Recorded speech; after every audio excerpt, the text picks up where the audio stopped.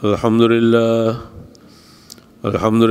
رب العالمين الرحمن الرحيم مالك يوم الدين يا أيها الذين آمنوا اتقوا الله حق تقاته ولا تموتن إلا وأنتم مسلمون يا أيها الناس اتقوا ربكم الذي خلقكم من نفس واحدة وخلق منها زوجها وبث منهما رجالا كثيرا ونساء واتقوا الله الذي تساءلون به والأرحام إن الله كان عليكم رقيبا يا أيها الذين آمنوا اتقوا الله وقولوا قولا سديدا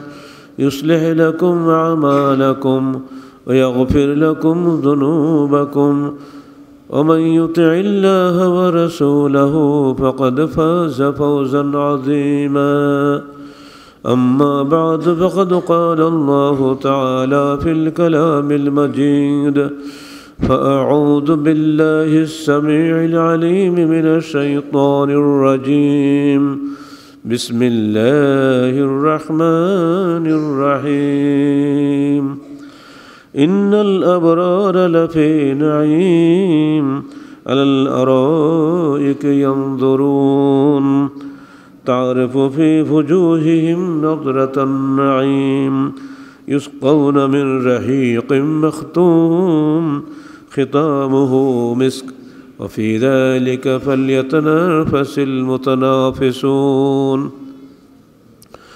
ومزاجه من تسنيم عينا يشرب بها المقربون سورة مطففين 22 থেকে 28 আয়াত। যাবতীয় হামদ ও সানা আল্লাহ রাব্বুল আলামিনের জন্য এবং যাবতীয় দরুদ ও সালাত শেষ নবী মুহাম্মদ রাসূলুল্লাহ সাল্লাল্লাহু আলাইহি ওয়াসাল্লামের জন্য। মক্কি জীবনে আল্লাহ রাসূলের জীবনটা ছিল নির্যাতনের জীবন, মাদানী জীবনে মুনাফিকের জীবন, তার মধ্য দিয়ে ইসলামের বিজয়ের জীবন। মক্কি জীবনের এই কঠিন মুহূর্তে সূরা মুতাফফিফিনের এই আয়াতগুলি নাজিল হয়েছে, যদিও প্রথম দিকের আয়াতগুলি মদিনাতে নাজিল হয়েছে। আল্লাহ পাক এখানে নির্যাতিত ঈমানদারদের ঈমান বৃদ্ধির জন্য যে কথাগুলি নাজিল করেছিলেন, আজকের পৃথিবীতে যে সমস্ত অঞ্চলে সত্যিকারের ঈমানদাররা নির্যাতিত হচ্ছেন তার জন্য আয়াতগুলি অত্যন্ত উৎসাহব্যঞ্জক, তাদের ঈমান বৃদ্ধির সহায়ক। আল্লাহ পাক সৎকর্মশীল এবং অসৎকর্মশীলদের ব্যাখ্যা দিয়েছেন। এখানে সৎকর্মশীলদের ব্যাখ্যা দিয়ে বলছেন ইন্নাল আবরারা লাফি নাঈম, যারা সৎকর্মশীল ব্যক্তি তারা থাকবে আল্লাহ পাকের অসংখ্য নিয়ামতের মধ্যে, অর্থাৎ জান্নাতে। আলাল আরাইকি ইয়ানজুরুন, জান্নাতে তারা আল্লাহর নির্ধারিত আসনে ঠেস দিয়ে বসবেন এবং সবার জান্নাতের দৃশ্যাবলী দেখবেন। তারফু বিফুজুহিম নাদরাতুন নাঈম, তুমি তাদের চেহারার মধ্যে দেখতে পাবে সবসময় উচ্ছলতা। নিয়ামত সমৃদ্ধ ব্যক্তির চেহারা যেমন চাকচিক্য থাকে, আনন্দ উচ্ছল থাকে, ওরকম তুমি দেখতে পাবে। ইউসকাউনা মিন রাহিকিম মখতুম, সেখানে তাদেরকে পান করানো হবে মোহরাঙ্কিত পানীয় দিয়ে। যে পানি তাদেরকে দেওয়ার আগে অন্য কারোর জন্য খোলা হয় না, তাকে বলা হয় মোহরাঙ্কিত পানি। যেভাবে আপনারা মিনারেল ওয়াটার পানি খান, সেখানে ওই মোড়ক কিন্তু আগে খোলা থাকে না, বন্ধ থাকে। আপনি প্রথম পানকারী, আপনি প্রথম খুলবেন, খাবেন। এটাকেই বলা হয় রাহিকিম মখতুম। জান্নাতে যে পানীয় আমাদেরকে পান করানো হবে, সে পানীয় আপনার পূর্বে অন্য কাউকে পান করানো হবে না। এবারে খিতামুহু মিস্ক, মিস্কে আম্বরের সুগন্ধি যুক্ত হবে সে পানি। অত্যন্ত চমৎকার একটা জিনিস পাবেন।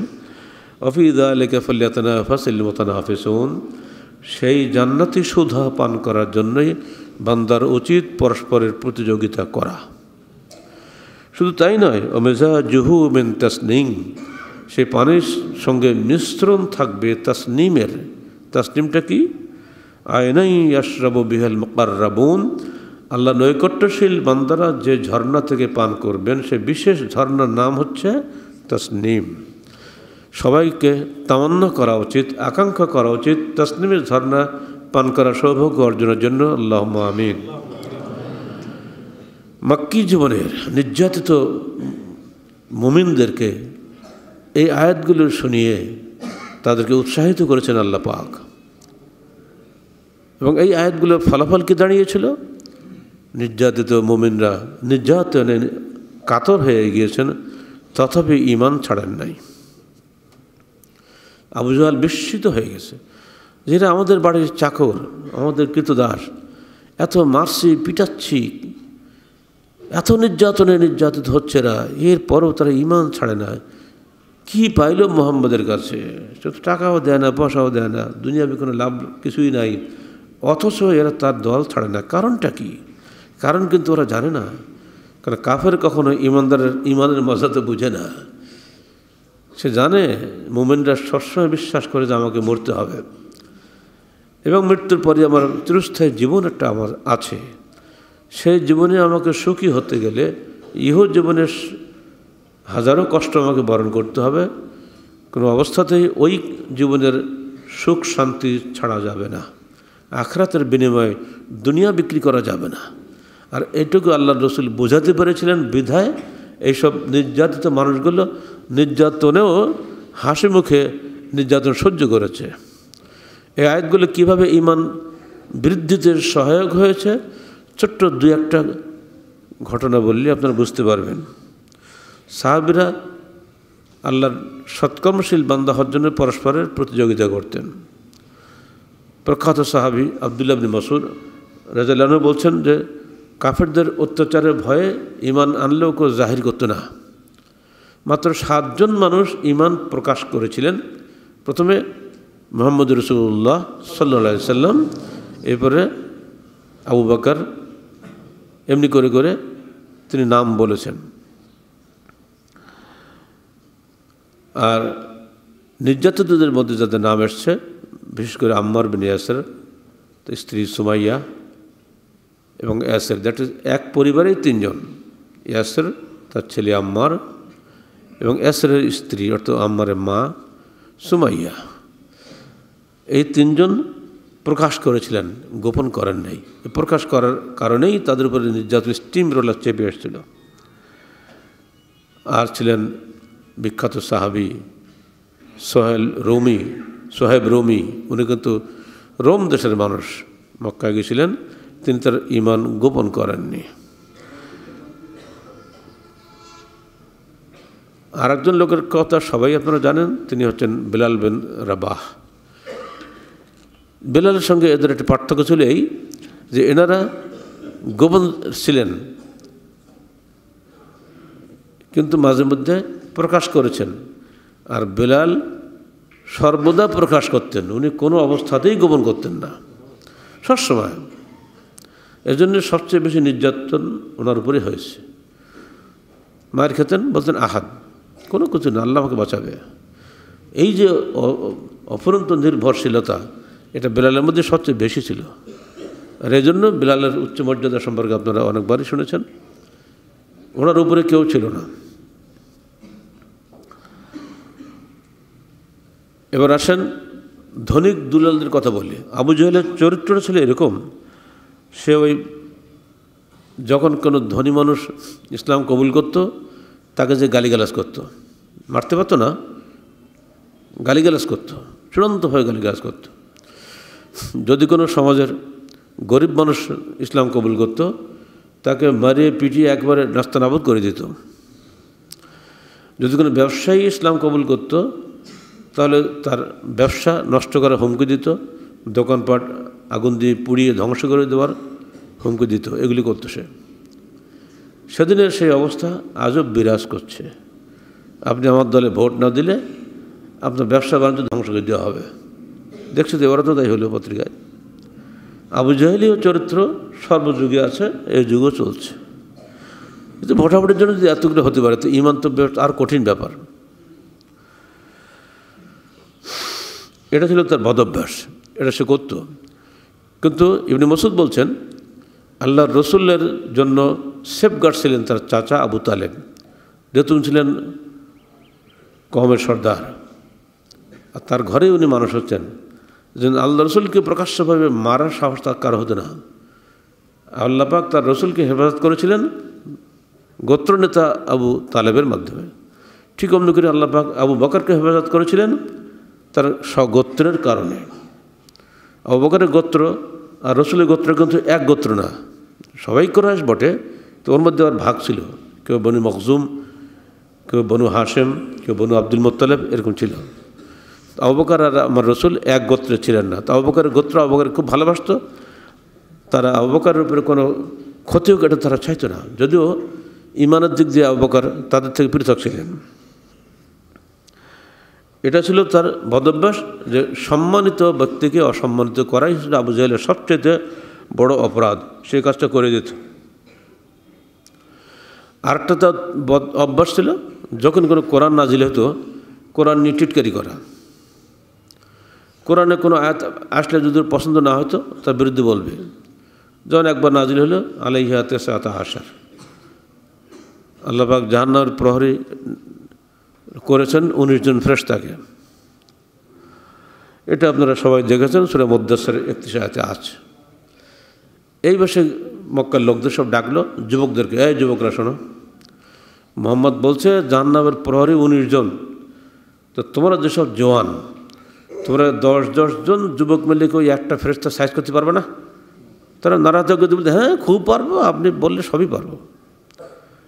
এই অভ্যাসকে আজকে নেই, ক্যাডার দিয়ে হুমকি দিচ্ছে। ও জাহান্নামের প্রহরীকে ও 10 জন কুরাইশ যুবক মেরে দমন করবে, এটা হলো আবু জাহেলের চিন্তাধারা।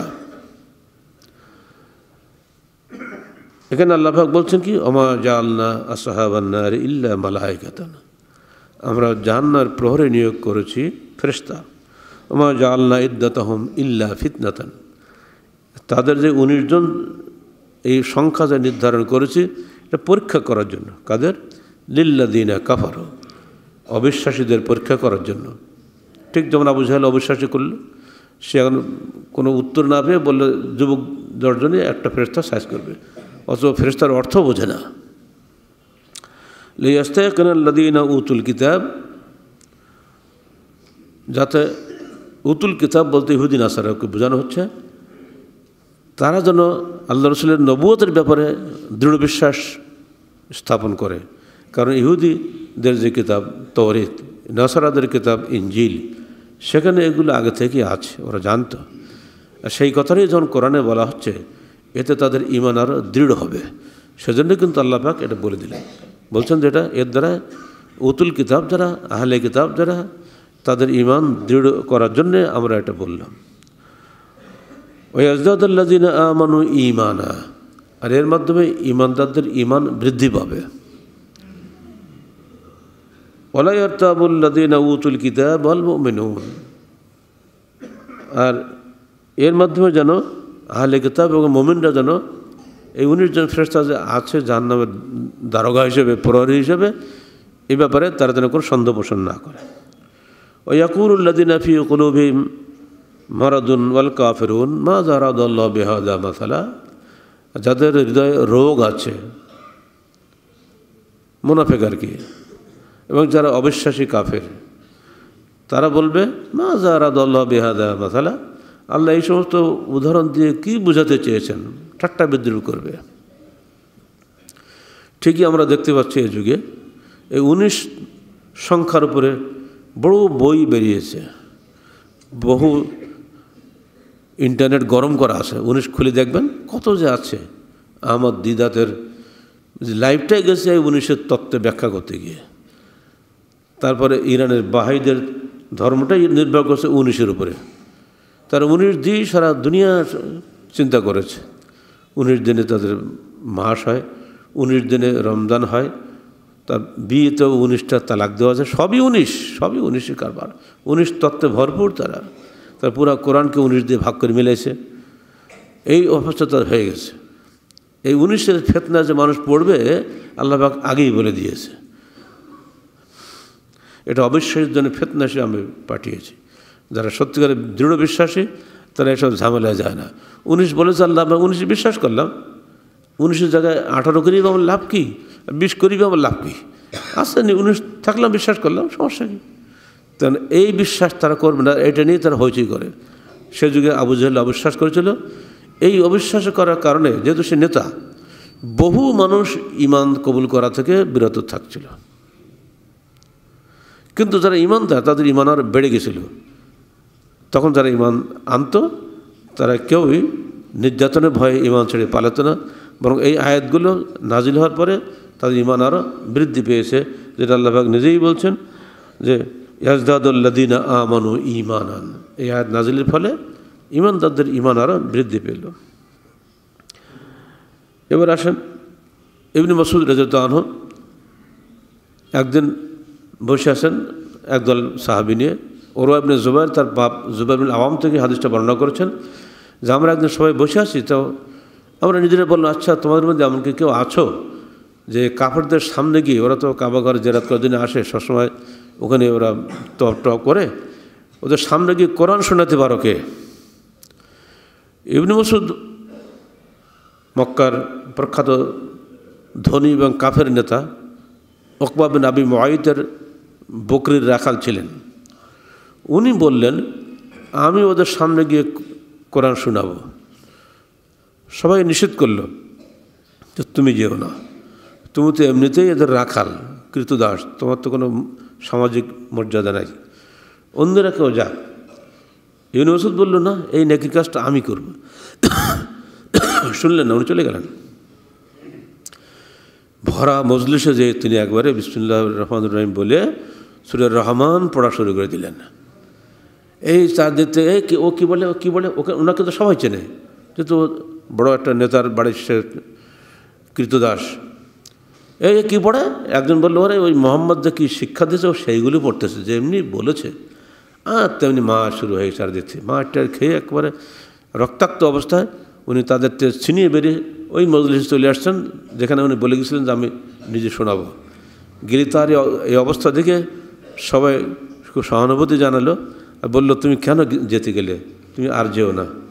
বললে, ও কাফেরদের মার তো খেয়েছি, আমার সাহস আর বেড়ে গেছে, আমি আবার যাব। তো না, তুমি আর যেও না। এই যে ঈমান বৃদ্ধির এই যে নমুনাগুলা নির্যাতিত মানুষগুলো কীভাবে সেই যুগে করেছেন, তখন প্রকাশ্যে কোরআন পড়ার সাহস করার হতো না। এগুলো বলছে আমাদের নিজেদের জীবনের সঙ্গে মূল্যায়ন করুন সে যুগের সঙ্গে, এবং সে যুগের নির্যাতিত ভাইরা কীভাবে ঈমান প্রকাশ করেছেন সেটা দেখে উপদেশ হাসিল করুন।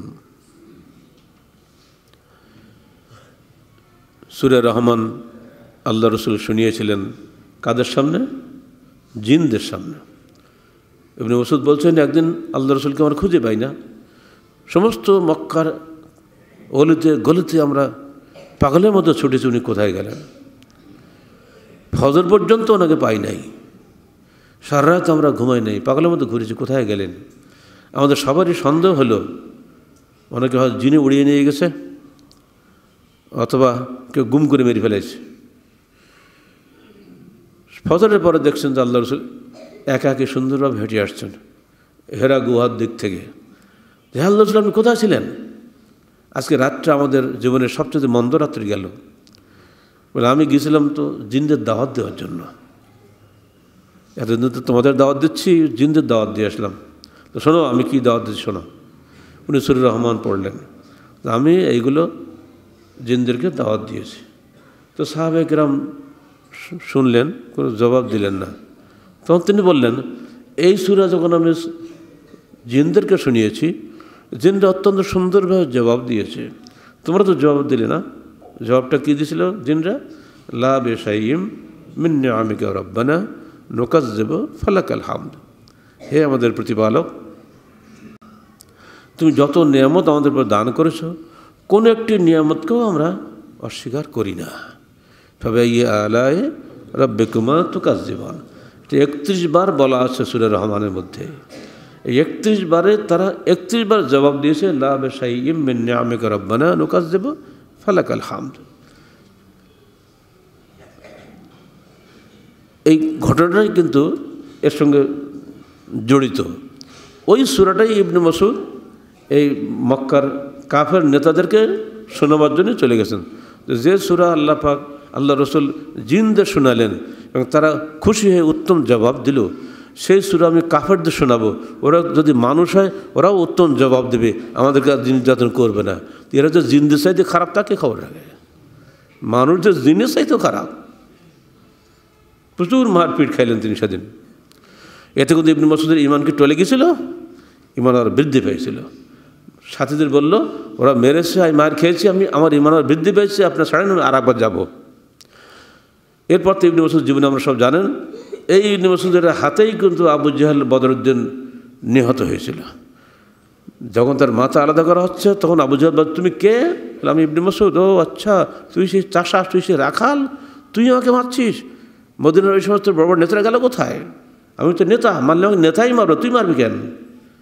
দেখছেন মরার সময় পর্যন্ত বদমাইশি। নেতাকে নেতাই মারবে, নেতাকে তোর মতো রাখাল কেন মারবে আমাকে? এই অহংকার কিন্তু আবু জাহেলের পতন ঘটিয়েছিল। যখন বলতো আমি ইমান কবুল করলাম, লা ইলাহা ইল্লাল্লাহ বললাম, তাহলে কিন্তু ওর কেউ মারে না, তো তা করবে না। মরার সময় পর্যন্ত কুচে মরে তা মোড়া দেয়, আছে না? সাপ মরে তা মোড়া দিয়ে মরে। এই কাফেরগুলো এরকমই। ইবনে মাসউদ রাদিয়াল্লাহু আনহু নির্যাতিত হওয়া সত্ত্বেও তার ইমান বৃদ্ধিপ্রাপ্ত হয়েছে নির্যাতনের পরে। খন্দকের যুদ্ধে আপনারা জানেন, অত্যন্ত কঠিন একটা যুদ্ধ খন্দকের যুদ্ধ। সমস্ত আরব কাফের জাতি, সমস্ত বিরোধী গ্রুপ এক হয়ে মদিনা অবরোধ করেছিল। সেই সময় পুরা মদিনাতেই মুসলমানদের সংখ্যা, নারী পুরুষ বাচ্চা কাচ্চা সব মিলিয়ে 3000-এর মতো, আর অবরোধ করেছে 10,000 সৈন্য। এখন আপনি বুঝতে পারছেন মুসলমানরা ওই সময় কোন বিপদের মধ্যে পড়ে গেছিলেন। বনু কুরাইশ, বনু গাতফান, বনু সাকিব সব একত্র চলে আসছে, পুরা আরব একত্রিত হয়ে গেছে রসুলকে উৎখাত করার জন্য, মদিনা থেকে মুসলমান থেকে উৎখাত করে পুরা দখল করে নেওয়ার জন্য। এই সময়কার অবস্থা সম্পর্কে আল্লাহ পাকের যে বর্ণনা সূরাতে এসছে কোরআনে, এটা আপনাদের শুনে দিলেই বুঝতে পারবেন। 1 মাস এই অবরোধ ছিল, একদিনের যুদ্ধ না এটা। এতে ইমানদারদের পরীক্ষা হয়ে গেল, মহাপরীক্ষা। মুনাফিকরা কি বলছিল?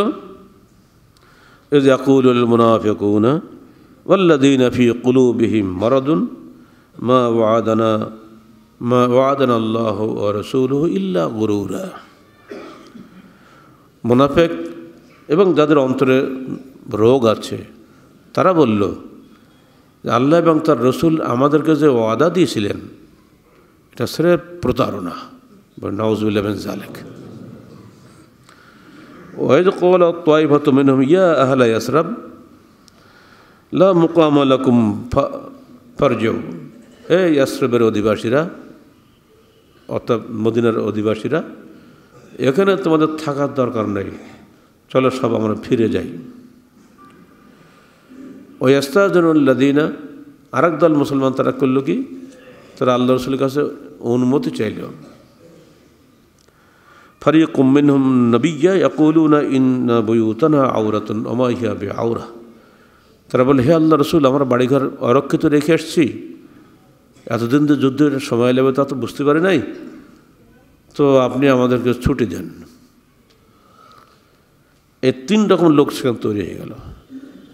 একদল বলল, আল্লাহ রসুল আমাদেরকে মিথ্যা কথা বলেছেন, তিনি বলছিলেন দেখো তোমরা একদিন পারস্য জয় করবে। ওই খন্দক খুঁড়তে খুঁড়তে একটা পাথর পড়েছিল, পাথর তো খোঁড়া যায় না, তখন আল্লাহ রসুল গিয়ে কোদাল মারলেন, তো ওই পাথরটা ভেঙে অগ্নি ছিটা বের হলো। তখন তিনি বললেন, আমি এই আগুনের আলোতেই পারস্যের সিংহাসন দেখতে পাচ্ছি, আগের দিন তোমরা এর অধিকারী হবে। আরেকবার মারলেন, তিনি বললেন, আমি এই আগুনের আলোতে রোমকদের বড় বড় অট্টালিকা দেখতে পাচ্ছি, একদিন তোমরা এর মালিক হবে। এইটাই তারা বলছিল, এই যে বলেছে মোহাম্মদ তোমরা এই হবে সে হবে, সব মিথ্যা কথা, প্রতারণা। এই 1 মাস বসে আছে, কোনো যুদ্ধের জয় নেই, কিছুই নেই, আর আমাদেরকে এইসব বলে বলে প্রতারণা করা হয়েছে। এই একটা দল। আর এক দল বলল এখানে থাকারই দরকার নেই, কিছুতে পাচ্ছি না। আর এক দল বলল, অজুহাত সৃষ্টি করলো যে আমাদের বাড়িতে বাড়িঘর অরক্ষিত, ছেলেমেয়েরা আছে, মা বোনরা আছে, হে আল্লাহ রসুল আপনি আমাদেরকে ছুটি দেন। বোঝা গেল এই 3 গ্রুপই কিন্তু মুসলমান বাহ্যিকভাবে। প্রথম দিকে জোশ নিয়ে আসছিল, জিতে যাব, নবী যেহেতু সঙ্গে আছে, গনিমত পাবো, বিরাট একটা লাভ হবে। কিন্তু 1 মাসের কোনো সিদ্ধান্ত না আসাতে এদের ঈমান দুর্বল হয়ে গেল। এখানেই আমাদের প্রকৃত ঈমানদার যারা আমরা বলে দাবি করি, তাদের ঈমানের পরীক্ষা, সারা জীবন আপনাকে পরীক্ষা দিয়ে যেতে হবে। আল্লাহ রসুলের সামনে যদি তার মুসলমানদের ঈমানদের এই ঈমানের এই পরীক্ষা হতে পারে, আমাদের জীবনে কি এগুলো হবে না? যে কোনো সময় যে কোনো বিপদ আসতে পারে, যেন ঈমান যেন টলে না যায় সেদিকে খেয়াল রাখতে হবে। এবার আসেন চতুর্থ দল, এরাও কত মোমেন। তারা কি বলল? ওয়ালাম্মা রাআল মুমিনুনা আল আহজাব, যখন মোমেনরা বিশাল সেনাদল, বহু গ্রুপের সেনাদলকে তারা দেখলো, ক্বালু হাযা মা ওয়া'আদানাল্লাহু ওয়া রাসূলুহু, এটা তো সেটারই বাস্তবায়ন যার ওয়াদা আমাদেরকে দিয়েছিলেন আল্লাহ এবং তার রসুল। ওয়া সাদাকাল্লাহু ওয়া রাসূলুহু, আল্লাহ এবং তার রসুল সর্বদা সত্য কথাই বলেন। মনে পড়ে কি বলল? প্রতারণা। মুমিনরা কি বলল? না, সাদাকাল্লাহু ওয়া রাসূলুহু, আল্লাহ এবং তার রসুল সত্য কথাই বলেছেন। ওমা যাদাহুম ইল্লা ঈমানান ওয়া তাসলিমা, এই বিশাল শত্রু বাহিনী তাদের ঈমান এবং আনুগত্য আরও বৃদ্ধি করে দিল। সূরা আহজাব 22 আয়াত। তাহলে দেখুন, শুধু একটা ঘটনাই আপনাদের জন্য যথেষ্ট মনে করি, আমাদের প্রত্যেকটা মুমিনের জন্য যথেষ্ট। আহজাবের যুদ্ধে মুসলমানদের মধ্যে এই 4টা গ্রুপ তৈরি হয়ে গেল। 3টা গ্রুপই হলো শৈথুল্যবাদী, একটা গ্রুপই মাত্র প্রকৃত ঈমানদার। আমাদের মধ্যে প্রতি মুহূর্তে এই ঈমানের পরীক্ষা চলছে। যে কোনো বিপদে আপদে খেয়াল করে দেখবেন, যে কোনো সংগঠনে এই 4 ধরনের লোক পাবেন। একদল বলবে আমার বহু সমস্যা বাড়িতে, স্যার না গেলে হবে না, ছুটি দেন। আসলে ওর মনের কথা হচ্ছে এই ও পালাবে। লা ইউরিদুনা ইল্লা ফিরারা, আল্লাহ বলছে ওরা চায় খালি পালাই যাওয়ার জন্য। এই বিষয়টা মনে রাখবেন। কিন্তু যারা সত্যিকার ঈমানদার তারা কিন্তু এসবের মধ্যে নাই। তারা বেশ আমান্না সাল্লামনা ফাকতুবনা মা শাহিদিন, আল্লাহ রসুল আমাকে নির্দেশ দিয়েছেন, ঈমান এনেছি, যা বলছেন তাই করলাম, কমান্ডারের আদেশ মানতে হবে, থাকলাম, বাস, ভবিষ্যৎ আল্লাহর হাতে, আমার কাছে নয়। এরকম নিশ্চিন্ত বিশ্বাসী ঈমানদাররাই সত্যিকার অর্থে জান্নাতের অধিকারী।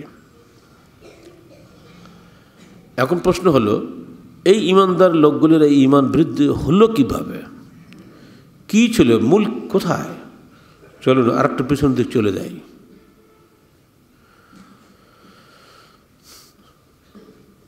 মদিনা থেকে 6 জন যুবক মক্কায় গেলেন হজের মৌসুমে। তারা গিয়ে আল্লাহ রসুলের কাছে ইসলামের বায়াত করলেন। পরবর্তী বছরে ওই 6 জনের দাওয়াতে আরও 6 জন, মোট 12 জন গেলেন। পরবর্তী বছরে ওই 12 জনের দাওয়াতে 73 জন পুরুষ ও 2 জন নারী, মোট 75 জন গেলেন। গিয়ে তারা আল্লাহ রসুলকে দাওয়াত দিলেন যে আপনি মদিনাতে চলে আসেন, আমরা আপনাকে সাহায্য করব। তখন সেখানে আল্লাহ রসুল তাদেরকে বিশ্বাস যোগ্যতা নেওয়ার জন্য তাদেরকে বললেন, তোমরা তাহলে আল্লাহর নামে আমার নিকটে অঙ্গীকার করো যে আমি সেখানে গেলে তোমরা আমাকে সাহায্য করবে, আমার স্ত্রী কন্যাদেরকে তোমরা হেফাজত করবে। তখন তারা আল্লাহর নামে বায়াত করল সেখানে। এই বায়াতের ভাষাটা খালি আপনি শোনেন, বুঝতে পারবেন পরবর্তীকালে এইসব ঈমানদাররা কীভাবে তাদের অঙ্গীকার বা প্রতিশ্রুতি রক্ষা করেছিল, আর সেই প্রতিশ্রুতি রক্ষা করতে গিয়ে তারা কীভাবে যুদ্ধের ময়দানে জীবন দিয়েছিল হাসি মুখে। খন্দকের যুদ্ধ তার অন্যতম প্রমাণ। এই যুদ্ধের অবশেষে যেদিন আল্লাহ রসুল একবারে হতাশ হয়ে গেলেন, কী ব্যাপার, 1 মাসও কোনো ফয়সালা হচ্ছে না। তারিখ বা আহলুসসিয়াররা বলছেন প্রচণ্ড দাবদাহে আল্লাহ রসুল একবার ময়দানে চিত হয়ে শুয়ে পড়লেন, আল্লাহ তুমি কোথায়, মাতা নাসরুল্লাহ, কখন তোমার সাহায্য পাবো। তখন আয়াত নাজিল হয়ে গেল, আলা ইন্না নাসরুল্লাহি করিব, শুনে রাখো আল্লাহর সাহায্য অতীব নিকটবর্তী। তখন আল্লাহ নবী উঠে বসলেন, এই মুসলমান আফসেরু, সুসংবাদ গ্রহণ করো, আল্লাহর সাহায্য অতীব নিকটবর্তী। দিনটা চলে গেল, রাতের অন্ধকারে সবাই ঘুমিয়ে গেছেন। হঠাৎ করে আসলো ঝড় বৃষ্টি ঝঞ্ঝাবাত, ভীষণ ঝড়ে 10,000 শত্রু সৈন্যর কে কোথায় হারিয়ে গেল কোনো খবর নাই। ফজরের পরে বর্ষা স্নাত সকালে আল্লাহ রসুল বলছেন, তোমরা কে আছো, এ শত্রুপক্ষের খবর নিয়ে আসবে, ভয়ে কেউ যায় না। হুযায়ফা বললেন, হে আল্লাহ রসুল আমি প্রস্তুত। 3 বার বলার পরে উনি বললেন, আমি প্রস্তুত, আমি যাব। প্রচণ্ড শীত, চারিদিকে বর্ষা কাদা একবার শেষ হয়ে গেছে, চলাফেরা যাচ্ছে না। আল্লাহ রসুল বললেন, তুমি আমার কাছে আসো। কাছে আসলো, গায়ের চাদরটা খুলে তার গায়ে দিয়ে দিল। হুযায়ফা বলছেন, শীতে ঠকঠক করে কাঁপছিলাম, যখন আল্লাহ রসুল আমার গায়ে চাদরটা দিলেন মনে হলো আমি লেপ মুড়ে দিয়ে গেছি, সমস্ত গা গরম হয়ে গেছে। এবারে চলে গেলাম। যাওয়ার সময় আমাকে বললেন, দেখো হুযায়ফা, এমন কোনো কাজ করো না যা করলে প্রতিপক্ষ শত্রুদের মধ্যে উস্কানি আসে, ওদেরকে উস্কে দিও না। বলে আমি খুবই হুঁশিয়ারের সঙ্গে প্রতিপক্ষের সেনা দলের মধ্যে ঢুকে পড়লাম। দেখলাম যে কিছুই নাই, ঘোড়া নাই, উট নাই, তাঁবু নাই, সব কোথায় চলে গেছে খবর নাই। নেতা আবু সুফিয়ান একা বসে আছে, উল্টা দিকে ফিরে আমার একেবারে আমার হাত নিষ্পিস করছিল যে এইখানে তরবারে মেরে ওকে এখানেই শেষ করে দেবো। হঠাৎ খেয়াল হলো আল্লাহ রাসূল আমাকে বললেন, তুমি যেন এমন কোনো কাজ করো না যাতে ওদের উস্কানি দেওয়া হয়, উস্কানিমূলক কাজ যেন তুমি করো না। এইটা শুনেই আমি নিজেকে চেক দিলাম যে না, এটা হবে না, আমার নবী আমাকে নিষেধ করেছেন। তো ওই সময় আবু সুফিয়ান বলছেন তার লোকজনকে, দেখো আর তো যুদ্ধ করে লাভ নাই, এই 10,000 লোক খাবে কি, কোনো রসদ নাই, কিছুই নাই, আর যাবো কী করে, কোনো যানবাহন নাই, ঘোড়া উট সব তো যে যার মতো কোথায় উড়ে গেছে খবর নাই। তো আমরা যুদ্ধ না করি, চলো ওরা ফেরত চলে যায়। এই বিষয়ে সিদ্ধান্তটা উনি নিজ কানে শুনিয়ে এলেন, এসে খবর দিলেন যে হে আল্লাহ রসুল, খবর এই ওরা কিছুই নাই, এখন ওরা পালানোর জন্য ব্যস্ত। বলে ও ঘুমিয়ে গেছেন উনি। তা আল্লাহ রসুল গিয়ে বলছে, ইয়া নওমান কুম, ইয়া নওমান, হে ঘুমন্ত ওঠ। কি আদরের ডাক! ওই যে 1 মাস ধৈর্য ধারণ ফল কিন্তু এটা, যে আমরা মাত্র 1-1.5 হাজার সৈন্য আর ওদের তো 10,000, ওই পারা যায় নাকি যুদ্ধে? যখন তিনি আল্লাহর কাছে মদত চাইলেন, মাতা নাসরুল্লাহ, আল্লাহ তোমার সাহায্য কখন পাবো, তখন কিন্তু জবাব আসলো, আলা ইন্না নাসরুল্লাহি করিব, থামো, আল্লাহর সাহায্য অতীব নিকটবর্তী। কী সাহায্য, কে খবর রাখে? সাহায্য দেখা গেল রাতের বেলায়, এক ঝড়ে সব শেষ। মুমিন বান্দার ঠিক এমনি করে জীবনে কষ্ট হবে, সঙ্গে সঙ্গে রেজাল্ট পাবেন না। আল্লাহ আপনার ইমানের পরীক্ষা নেবে, পরীক্ষা নিয়ে শেষ মুহূর্তে গিয়ে আল্লাহ পাক এমনভাবে আপনার বিজয় দিবে যে আপনার কোনো কল্পনাও করেনি কখন তাই হয়ে যাবে। ঠিক সেটাই হবে, যুগে যুগে এটা সত্য, যুগে যুগে এটা সত্য। সে যুগেও যেমন সত্য ছিল, এ যুগেও ঠিক তেমনি সত্য, যদি আমরা সত্যিকারের ইমানদার হতে পারি। ওয়ালা তাহিনু ওয়ালা তাহজানু ওয়া আনতুমুল আ'লাউন ইন কুনতুম মুমিনিন। তোমরা ভীত হয়েও না, চিন্তান্বিত হয়েও না, তোমরাই বিজয়ী যদি তোমরা মুমিন হতে পারো।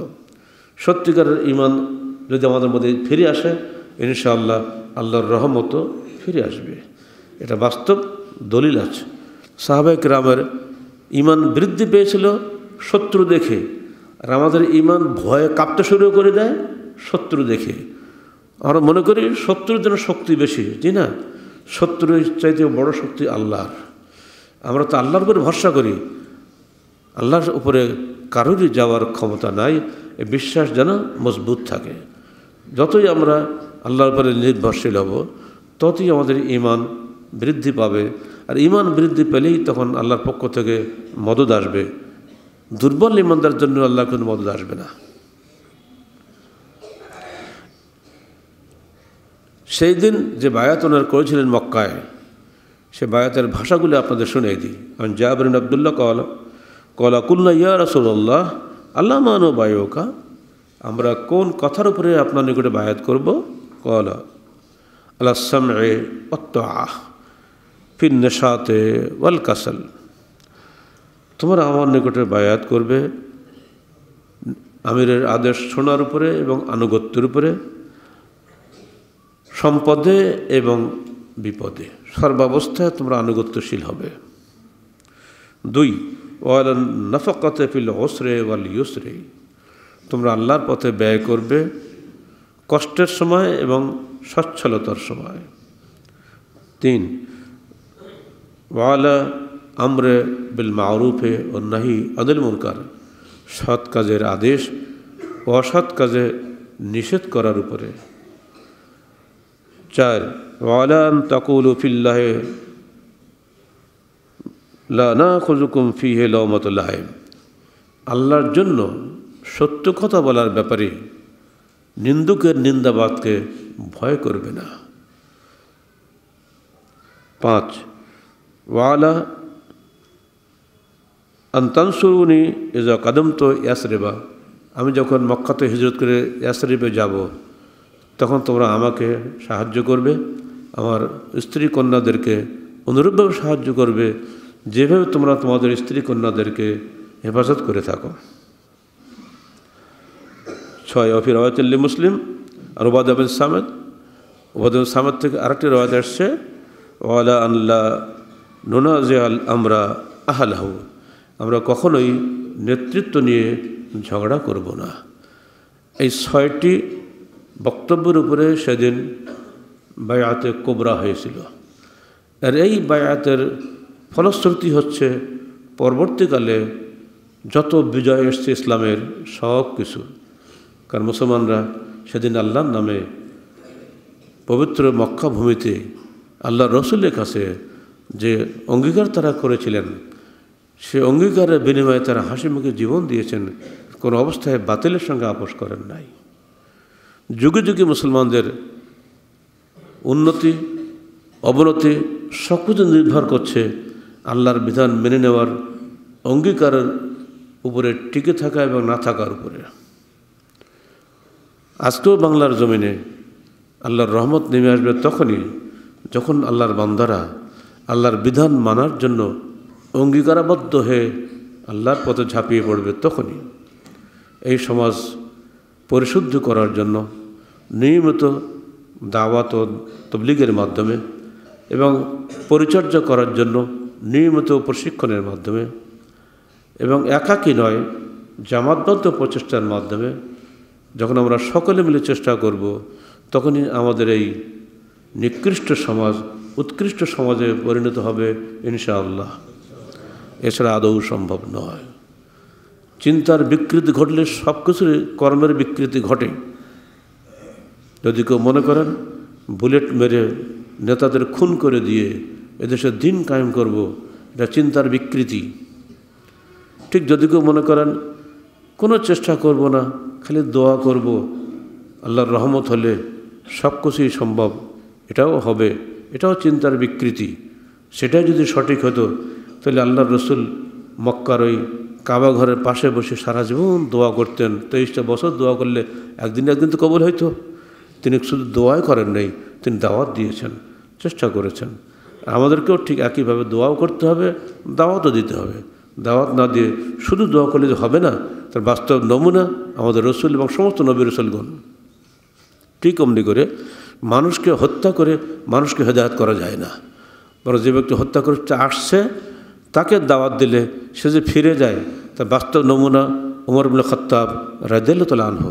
তিনি কি উলঙ্গ তরবারি নিয়ে আল্লাহ রসুলকে হত্যা করার জন্য আসেননি? কিন্তু সেই তরবারি যেটা ছিল হত্যাকারীর তরবারি, সেটা হয়ে গেল তার দেহরক্ষীর তরবারিতে পরিণত হয়ে গেল। এ যুগেও কি সেটা সম্ভব নয়? সবসময় সম্ভব। আপনি দুনিয়ার কোনো স্বার্থ না নিয়ে কাজ করুন, দেখবেন আল্লাহ আপনার অন্তরের খবর রাখে, তিনি আপনাকে মদত করবেন। এর প্রতিদানটা কি? আপনি আল্লাহর প্রতি দৃঢ় থাকছেন, শহীদ হচ্ছেন বা না হচ্ছেন সে কথা বড় কথা নয়, আপনার হৃদয়ের দৃঢ়তা আল্লাহ জানেন। বিনিময় কি? দুনিয়াতে যা পাচ্ছেন তো পাচ্ছেনই, মার ঘাট, দুনিয়াবি গালি গালাজ কত কি পাচ্ছেন, কিন্তু না, বহু মানুষ আছে আপনার এই মারের দৃশ্য দেখছে, তার অন্তর থেকে আপনার জন্য দোয়া করছে যে না, এই মানুষটা তো হকের জন্য মার খেয়েছে। হয়তো দৈহিক শক্তিতে, জনবলে, অর্থ বলে সে দুর্বল বলে পিটনি খাচ্ছে, মার খাচ্ছে, কিন্তু আসলে সে যে নৈতিক বলে বলিয়ান। আর এইগুলো দেখেই তো মক্কায় মদিনায় সর্বত্র বিপ্লব সৃষ্টি হয়ে গেছিল যে কেন ওদেরকে মারছে, ভালো মানুষগুলোকে মারবে কেন? রিয়াকশন হবে না? Every action has a reaction. Abu জাহেল শক্তির জোরে মারছে, কিন্তু যারা এগুলো দেখছে শুনছে তাদের ভিতরে বিপ্লব তৈরি হয়ে যাচ্ছে। আর এজন্যই পরবর্তীকালে তার বহিষ্করণ ঘটে মক্কা বিজয়ের দিন। আবু জাহেল সেদিন কিন্তু কোনো লোক পায়নি, তার সাথী হিসেবে কাউকে পায়নি। তার নিজের লোকেরা সব মুসলমান হয়ে গেল তার চোখের সামনে। অবশেষে সে বদরের যুদ্ধে গেল মুসলমানদের শেষ করে দেওয়ার জন্য, কিন্তু না, যাওয়ার আগে সে কাবা ঘরের গেলাপ ধরে কেঁদে কেঁদে দোয়া করেছিল আল্লাহর কাছে, আল্লাহ মনসুর, হে আল্লাহ তুমি সাহায্য করো তোমার এই দলকে, তোমার এই মক্কার পাহারাদারদেরকে তুমি খতম করো, তাদেরকে যারা তোমার এই মক্কাবাসীর মধ্যে বিভক্তি সৃষ্টি করেছে শেষ করে দাও। অনেক কিছু বলেছিল, কোনো কাজে লাগেনি, দোয়া কবুল হয়েছিল। কিন্তু মোহাম্মদ ইবনে আবদুল্লাহ মুহাম্মদ রাসূলুল্লাহ সাল্লাল্লাহু আলাইহি সাল্লামের তিনি দোয়া করেছেন অন্যভাবে, আল্লাহুম্মা ইল্লাম তাজহার হাজিল উসাবা লা তাওবাত ফিল আরদ। আল্লাহ, বদরের যুদ্ধে আজকে কোটি কয়েক মানুষ, 313 জন মুসলমান যদি আজকে পরাজিত হয়ে যায় কাফেরদের সামনে, 1000 বাহিনীর সামনে, তাহলে এই পৃথিবীতে তোমার ইবাদত করার লোক আর থাকবে না। আল্লাহ পাক মুহাম্মদী দাওয়াত কবুল করলেন, কুফরি দাওয়াত কবুল করেন নাই। ঠিক অমনিভাবে আমরা যদি সত্যিকার অর্থে ইমানদার হই, তাহলে আপনি দুজন থাকেন, আপনার দোয়া কবুল হবে। আর যদি ইমান না রেখে এমনি খালি দোয়া করি, হাজারো দোয়া করেন, কোনো কাজে লাগবে না। আল্লাহ মানুষের অন্তর খবর রাখেন।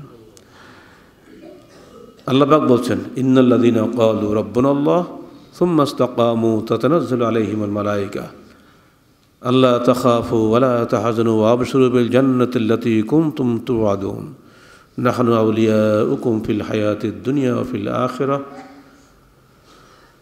ওয়া লাকুম ফীহা মা তাশতাহি আনফুসুকুম ওয়া লাকুম ফীহা মা তাদউন নুজুলাম মিন গফুরির রহিম। যে সমস্ত লোকেরা বলল আমাদের প্রতিপালক আল্লাহ, অতঃপর এই কথার উপরে তারা দৃঢ় থাকলো, তাতানাজ্জালু আলাইহিমুল মালায়েকা, তাদের উপরে নাজিল হয় আসমান থেকে ফেরেশতাগণ। কি বলেন? আল্লাহ তাখাফু ওয়ালা তাহজানু, হে দৃঢ় ইমানদার, ভয় পেও না, চিন্তান্বিত হও না। ও আবশিরু বিল জান্নাহ, তো জান্নাতের জন্য সুসংবাদ গ্রহণ করো। কুনতুম তুআদুন, যে জান্নাতের বিষয়ে তোমাকে আগেই ওয়াদা দেওয়া হয়েছে। শুধু তাই না, নাহনু আউলিয়াউকুম ফিল হায়াতিদ দুনিয়া ওয়া ফিল আখিরাহ, আমরা ফেরেশতারা তোমার আউলিয়া, তোমার বন্ধু এই দুনিয়াতে এবং পরকালীন জীবনে। ওয়ালাকুম ফিহা মা তাশতাহি আনফুসুকুম, সেখানে তোমাদের হৃদয় যা চায়, মন যা কামনা করে, সব কিছুই মজুদ রয়েছে। ওয়ালাকুম ফিহা মা তাদউন, আরও রয়েছে যা তোমরা সেখানে চাইবে।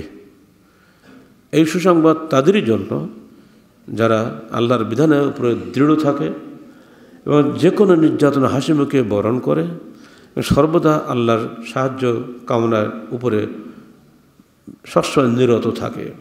আল্লাহ পাক যখন দেখেন তো না এই বান্দা আমাকে ছাড়া কারণ সাহায্য কামনা করছে না, তখন কিন্তু আল্লাহ পাক সাহায্য করার জন্য এগিয়ে আসে না। পরীক্ষায় পাশ করতে হবে তবেই পাওয়া যাবে, তার আগে নয়। বিনা পরীক্ষায় পাশ হবে না। ইমানদারদের ইমান বৃদ্ধি যখনই পাবে তখন আল্লাহর রহমত বৃদ্ধি পাবে। আর ইমান বৃদ্ধির সবচেয়ে বড় উপায় হচ্ছে ইস্তিকামত আল্লাহ, আল্লাহর বিধানের উপরে দৃঢ় থাকা। এই দৃঢ়তার মধ্যেই আমার ইহকালীন মঙ্গল ও পরকালীন মুক্তি নিহিত আছে। আল্লাহ পাক আমাদের সবাইয়ের ঈমান বৃদ্ধি করার তৌফিক দান করুন, আমিন। এবং আল্লাহ পাকের বিধানের উপরে দৃঢ় থাকার শক্তি দান করুন, আমিন। আকুলু কওলি হাযা আস্তাগফিরুল্লাহ লি ওয়া লাকুম ওয়া লিসাইরিল মুসলিমিন।